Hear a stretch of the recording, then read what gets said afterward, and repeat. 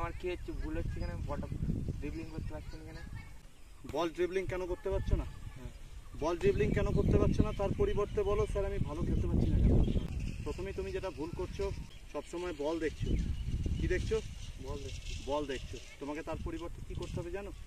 তোমাকে যেটা করতে হবে, সবসময় হেড আপ থাকবে, মাথা উপরের দিকে থাকবে। আমি ফুটবল খেলতে নেমেছি, কোচ আমাকে যেটুকু শিখিয়েছে, আমি যেটুকু শিখেছি, কনফিডেন্সের সঙ্গে মাঠে নামবো। বল আমার পায়ে এসছে, আমি এবার মাথা তুলে দেখব।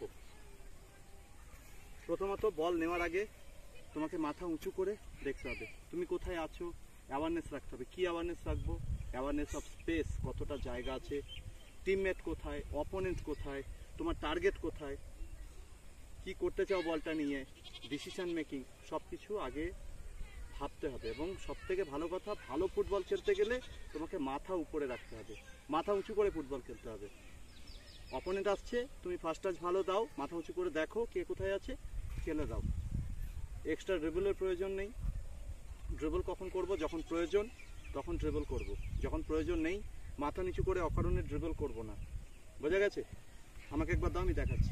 আমি এখন অ্যাওয়ারনেস রাখছি যে আমার টিমমেট অপোনেন্ট কোথায় আছে। দাও, মাথা উঁচু করে বল নিচ্ছি। এবার এই যে ফার্স্ট টাচ আমার সামনে, বল আমার সামনে, এবার আমি দেখছি যে আমার অপোনেন্ট টিমমেট কোথায় আছে, কাকে বল দেব, কি করব বলটা নিয়ে। এবার ভাবছি, বলটা নেওয়ার পর আমি মাথা উঁচু করে দেখলাম, নেওয়ার আগেও মাথা উঁচু করে থাকলাম, অ্যাওয়ারনেস রাখলাম, স্ক্যানিং করলাম কে কোথা থেকে আসছে। বোঝা গেল? এইভাবেই ফুটবলটা খেলতে হবে, তাহলে ফুটবল খেলাটা খুব ইজি হবে। Viewer, thank you Shubhankar.